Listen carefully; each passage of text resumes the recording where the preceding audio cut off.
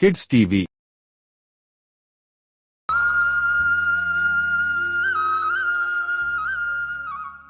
एक गांव में एक गीता नाम की लड़की थी जो बच्चों को पढ़ाती थी और कुछ पैसे बचाकर रखती थी। उसकी माँ सुमिता दूसरों के घरों में बर्तन धोती थी। माँ, कब तक आप दूसरों के घर जाकर बर्तन धोती रहोगी? अब तुम आराम करो, मैं बच्चों को तो पढ़ा ही रही हूँ ना। कैसे आराम कर लूं बेटा? अब तुम भी बड़ी हो गई हो और तुम्हारी शादी की उम्र हो गई है। और तुम तो जानती ही हो, हमने धनीराम से उधार ले रखा है। अगर हमने वापस नहीं किया तो वो सूद के पैसों के लिए कुछ भी कर सकता है। रात को सुमिता घर आई, थकी हुई और उदास। गीता ने प्यार से खाना रखा और सुमिता के पास बैठ गई। माँ, क्यों ना हम किसी जान पहचान से पैसे लेकर कर्ज चुका दें? नहीं बेटी, ऐसा नहीं हो सकता। देखने के लिए तो हमारे पास बहुत से लोग हैं, लेकिन मुसीबत के समय में कोई हमारा साथ नहीं देता बेटी। सब सिर्फ हमारी खुशियों में साथ देते हैं। गीता ने अपनी माँ की बात सुनी और समझ गई कि जिंदगी की कठिनाइयाँ कितनी भयानक हो सकती है। सुमिता बर्तन धोकर घर लौट रही थी। उसके चेहरे पर थकान के निशान थे और मन में एक विचार चल रहा था। काश मेरे पास पैसे होते।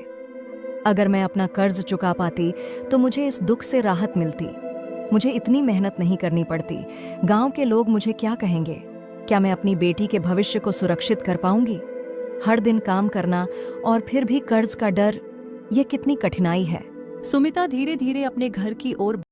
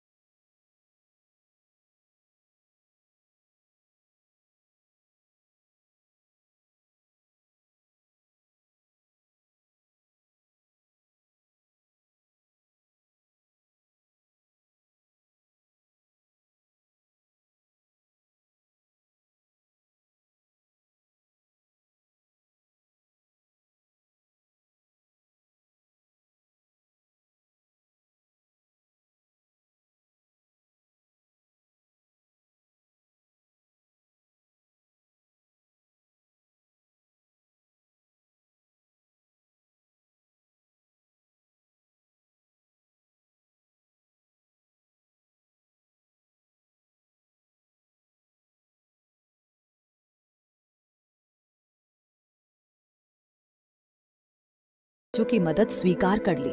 सुमिता को पैसे मिल गए थे कर्ज चुकाने के लिए। वह बहुत खुश थी और मन ही मन भगवान का धन्यवाद कर रही थी। हे भगवान, आपका लाख लाख शुक्रिया जो आपने मेरे जैसे गरीब की मदद की। अब हम उस कर्जदार से बच जाएंगे। अगर पैसे नहीं मिलते तो पता नहीं हमारे साथ क्या करता। सुमिता चलते चलते थक गई थी। उसने सोचा कि एक पेड़ की छांव में थोड़ी देर आराम कर लेती है। बहुत थक गई हूँ मैं और धूप भी बहुत है।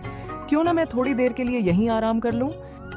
ऐसा कहकर सुमिता उस पेड़ के नीचे बैठ गई। उसकी आंखें भारी होने लगी और थकान के कारण उसे नींद आने लगी। वह धीरे धीरे लेट गई और वहीं सो गई। पेड़ की छांव में सुकून से सोती हुई सुमिता को नहीं पता था कि उसके चारों ओर क्या हो रहा है। कुछ देर बाद उसके आसपास का माहौल शांत था। केवल पत्तियों की सरसराहट सुनाई दे रही थी। सुमिता की नींद गहरी होती गई और उसने थकान के बाद आराम पाया। सुमिता ने पैसे अपने बगल में ही रखे थे और वहां से एक चोर गुजर रहा था। बिट्टू सुमिता के पास गया और वहां उसने सोने के सिक्कों को भी देखा। अरे, ये कौन बुढ़िया पेड़ के नीचे सोई है? अरे, ये बुढ़िया तो बहुत अमीर लगती है। देखो कैसे आराम से यहाँ सो रही है, जैसे इसे कोई चिंता ही नहीं है। इसके पैसे चोरी करने में कोई दिक्कत नहीं होगी। ऐसा सोचकर उसने पैसे की थैली उठा ली और वहां से जाने लगा। अरे वाह भगवान, अब तो मैं इस पैसे से अपनी जिंदगी को थोड़ा बेहतर बनाऊंगा और आज तो मेरी पत्नी भी खुश होगी। मैं उसे एक तोहफा दूंगा और उसे घुमाने भी ले जाऊंगा। बिट्टू अपने मन में कई सारी बातें सोचता रहा और पैसे लेकर घर चला गया। सुमिता की नींद गहरी थी और उसे पता नहीं था कि उसकी मेहनत के पैसे किसने चुरा लिए। जैसे ही सुमिता की आंख खुलती है, वह देखती है कि वहां उसका पैसा है ही नहीं। हे भगवान, ये क्या हुआ? मेरे पैसे कहाँ गए? लगता है किसी ने चुरा लिए। हे भगवान, अब आप मेरी कितनी परीक्षा लेंगे? मैंने सोचा था कि उस पैसे से अपना कर्ज चुकाकर अपनी बेटी की शादी करूंगी। अब मैं क्या करूं? ये सारी गलती मेरी ही है। मुझे नहीं सोना चाहिए था। अब मैं कल धनीराम को क्या जवाब दूंगी जब वो पैसा मांगने आएगा? अब पता नहीं हमारे साथ क्या होगा। सुमिता बहुत घबराई हुई थी और उदासी में वहां से जाने लगी। उसकी आंखों में आंसू थे और मन में बेचैनी थी। वह सोच रही थी कि उसकी मेहनत का क्या हुआ और उसके सपने कैसे चुराए गए। उधर सुमिता बहुत परेशान थी और इधर बिट्टू पैसे लेकर घर पहुंचा। ये देखो नीतू, आज मुझे कितने पैसे मिले हैं। अरे वाह, ये पैसे तुम्हें कहाँ से मिले? ये तो एक बुजुर्ग औरत के पास से मिले हैं जो पेड़ के नीचे सो रही थी, उसी की है। और तुम्हें उसके पैसे नहीं चुराने चाहिए थे। हो सकता है वो किसी मुसीबत में हो। नहीं नीतू, वो तो बहुत ही अमीर लग रही थी। मुझे नहीं लगता कि वो मुसीबत में है। लगने से क्या होता है? अगर वो अमीर होती तो पेड़ के नीचे थोड़ी ना सोती। अब जाओ, जाकर उन्हें खोजकर ये पैसे वापस करके आओ, वरना घर में मत घुसना। नीतू दिल की बहुत अच्छी थी। उसने बिट्टू को समझाया और उसे पैसे वापस करने को कहा।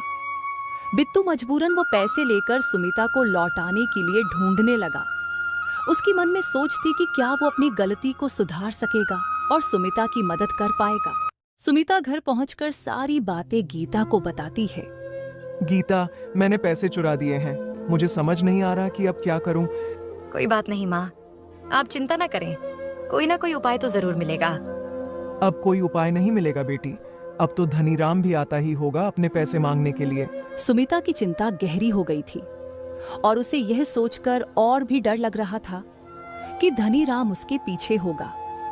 गीता ने मां को हिम्मत देने की कोशिश की, लेकिन सुमिता के मन में भय का साया छाया हुआ था।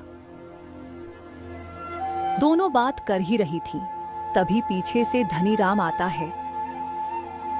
क्यों रे बुढ़िया, मेरे पैसे का इंतजाम हुआ कि नहीं? धनीराम सेठ, मुझे पैसे मिले थे मगर आज वो चोरी हो गए। तुझे शर्म नहीं आती झूठ बोलने में? अरे अब तू तो बस कुछ ही दिन की मेहमान है, फिर तूने सोचा है कि भगवान को क्या जवाब देगी? नहीं सेठ, मैं झूठ नहीं बोल रही। सच में मेरे सोने के सिक्के चोरी हो गए। सेठ, मैं आपको कैसे विश्वास दिलाऊं कि मैं सच बोल रही हूँ? अरे वाह, तू तो अब कहानियां भी बनाने लगी। तेरे पास सोने के सिक्के आए कहां से? झूठ मत बोल। एक काम कर, अपनी बेटी मुझे दे दे, फिर मैं तेरा कर्ज माफ कर दूंगा। नहीं, मैं तुम्हारे जैसे से कभी शादी नहीं करूंगी। शादी तो तुझे करनी ही पड़ेगी। मान के लिए हमें कुछ दिनों की मोहलत दे दो सेठ, हम आपके पैसे लौटा देंगे। लगता है तू ऐसे नहीं मानेगी। चलो, राजा के पास अब वही इंसाफ देंगे। ऐसा कहकर धनीराम सुमिता और गीता को लेकर राजा के पास जाने लगा। सुमिता और गीता दोनों के मन में भय था कि अब क्या होगा। जब धनीराम दोनों को लेकर जा रहा था, तब गांव के कुछ लोगों ने यह सब देखा। अरे, बेचारी सुमिता की कोई मदद नहीं कर सका और अब वो धनीराम पता नहीं क्या करेगा बेचारी के साथ। हाँ, तुमने सही कहा। ये धनीराम बहुत कठोर दिल का है। पता नहीं राजा अब क्या करेंगे इनके साथ। इसीलिए भाई, दाल रोटी खाओ लेकिन कर्ज में ना खाओ, वरना इस गरीबी में दूध के साथ साथ कुछ और भी फट जाती है। गांव वाले सुमिता और गीता की मदद करने के लिए चिंतित थे, लेकिन वे अपनी सामर्थ्य से अधिक कुछ नहीं कर सकते थे। इस मुश्किल वक्त में उनके मन में सुमिता के लिए दया और सहानुभूति थी। धनीराम सुमिता और गीता को राजा के सामने पेश करता है। क्या हुआ धनीराम, तुम इन्हें यहाँ क्यों लाए हो? देखिए ना राजा साहब, इन्होंने मुझसे कर्ज लिया था, पर इतने दिनों बाद भी ये मुझे मेरे सूद के पैसे नहीं लौटा रहे। अब आप ही मेरी मदद करें। क्यों सुमिता, क्या धनीराम कह रहा है? क्या यह सच है? राजन, ये सच कह रहा है। मैंने इससे कर्ज लिया था, पर मैं आज चुकाने वाली ही थी, तभी मेरे पैसे चोरी हो गए। नहीं राजा जी, ये झूठ बोल रही है। मैंने तुमसे पूछा है, यह मेरा दरबार है, यहाँ सिर्फ जिसे मैं बोलने दूं वही बोलेगा। सुमिता, क्या तुम पूरी बात बताओगी मुझे?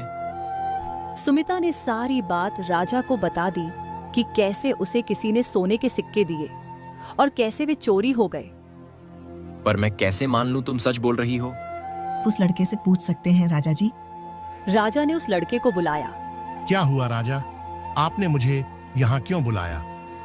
बताओ राजू, क्या तुमने सुमिता को पैसे दिए थे? हाँ राजा साहब, मैंने पैसे दिए थे। मैं इनकी परेशानी नहीं देख पा रहा था तो मैंने ये पैसे उन्हें दे दिए थे। देखिए राजा साहब, मैं सच बोल रही थी। पर हुआ क्या है राजा जी? किसी ने सुमिता के पैसे चुरा लिए हैं। राजा साहब, ये दोनों मिले हुए हैं और कर्ज माफ कराने के लिए झूठ बोल रहे हैं। हो सकता है, पर मैं सुमिता की उम्र का लिहाज करते हुए तुम्हें 2 दिन की मोहलत देता हूं। तुम पैसे लौटा दो, नहीं तो तुम्हें जेल में डाल दिया जाएगा। माँ, ये क्या मुसीबत आ गई है? अब हम 2 दिनों में धनीराम के पैसे कैसे लौटा पाएंगे? पता नहीं बेटी, अब शायद हमारा कुछ नहीं हो सकता। अब हमें कोई नहीं बचा सकता। गीता और सुमिता बहुत परेशान थी और उन्हें समझ नहीं आ रहा था कि वे अब क्या करें। सुमिता और गीता के चेहरे पर चिंता और निराशा थी। वे एक दूसरे को देखकर अपनी स्थिति को समझने की कोशिश कर रही थीं, पर उनकी स्थिति ऐसी थी कि उन्हें कोई रास्ता नहीं सूझ रहा था। सुमिता और गीता बैठकर परेशान में सोच रहे थे, तभी वहां धनीराम आता है। क्यों रे बुढ़िया, कैसे पैसों का इंतजाम करेगी इतनी जल्दी? मैं तो कहता हूँ कि तुम अपनी बेटी की शादी मुझसे कर दो, सारे पैसे माफ कर दूंगा। मैंने तुमसे कितनी बार कहा है कि मैं अपनी लड़की की शादी तुम्हारे साथ नहीं करूंगी। भले ही मैं जेल क्यों ना चली जाऊं, पर मैं ऐसा कभी नहीं होने दूंगी। नहीं, मैं तुम्हारे जैसे से कभी शादी नहीं करूंगी। ठीक है, मेरे पैसे तो कभी ना कभी मिलेंगे, पर तुम लोग अपना सोचो। मैं तो तुम्हारी मदद करने आया था। अगली सुबह सुमिता उसी पेड़ के नीचे बैठी थी और सोच रही थी कि इस मुसीबत से कैसे निकला जाए। पता नहीं अब क्या होगा, मुझे तो कुछ समझ ही नहीं आ रहा। सुमिता ऐसा सोच ही रही थी, तभी वहां बिट्टू आ गया। अरे, आप इतनी परेशान क्यों हैं? अरे क्या बताऊं बेटा, मैं कल सोने के सिक्के लेकर जा रही थी, मगर वो चोरी हो गए और अब कल मुझे आखिरी दिन मिला है कर्ज चुकाने को। नीतू सही कह रही थी। अगर आज मैं ये पैसे न लौटाता तो पता नहीं कितना बड़ा हादसा हो जाता। माँ, मुझे माफ कर दो। मैंने ही आपकी पैसे से भरी थैली चुराई थी। ये क्या बोल रहे हो बेटा, तुमने मेरे पैसे लिए हैं? हाँ माँ, ये लीजिए अपनी अमानत।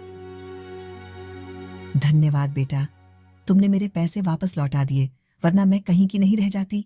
बिट्टू को यह सुनकर बहुत खुशी हुई। उसने भी सोच लिया कि वो अब चोरी कभी नहीं करेगा और वहां से चला गया। सुमिता वो पैसे लेकर घर जाती है। गीता, भगवान ने हमारी सुन ली, मुझे ये पैसे वापस मिल गए। क्या माँ, सच में आपको ये पैसे कैसे मिले? ये एक चोर ने चोरी की थी, पर वो चोर बहुत ही साफ दिल का था। उसने मुझे ये पैसे वापस कर दिए। चलिए माँ, अच्छा ही हुआ, वरना हम कुछ नहीं कर पाते। अब हम इस कर्ज को चुका देंगे। सुमिता और गीता ने मिलकर उस कर्ज को चुकाने का निर्णय लिया। दोनों बात कर ही रही थी, तभी पीछे से धनीराम आता है। आज आखिरी दिन था, पैसे का इंतजाम हुआ या नहीं? अगर नहीं हुआ तो बता दो, मैं तुम्हारी बेटी को लेकर जा रहा हूँ और शादी भी कर लूंगा। इसकी जरूरत नहीं पड़ेगी धनीराम, ये ले पैसे और चला जा यहाँ से और दोबारा मत आना। तुम्हें इतनी जल्दी सोने के सिक्के कहाँ से मिले? कहीं से भी मिले, तुम्हें क्या, तुम अपना पैसा लो और यहाँ से जाओ। धनीराम ने सुमिता की बातें सुनकर अपनी गहरी सांस ली, क्योंकि उसे पता था कि वह उसे डराने में सफल नहीं हुआ। चलो बेटी, आखिरकार हमारी मुसीबत दूर हो गई।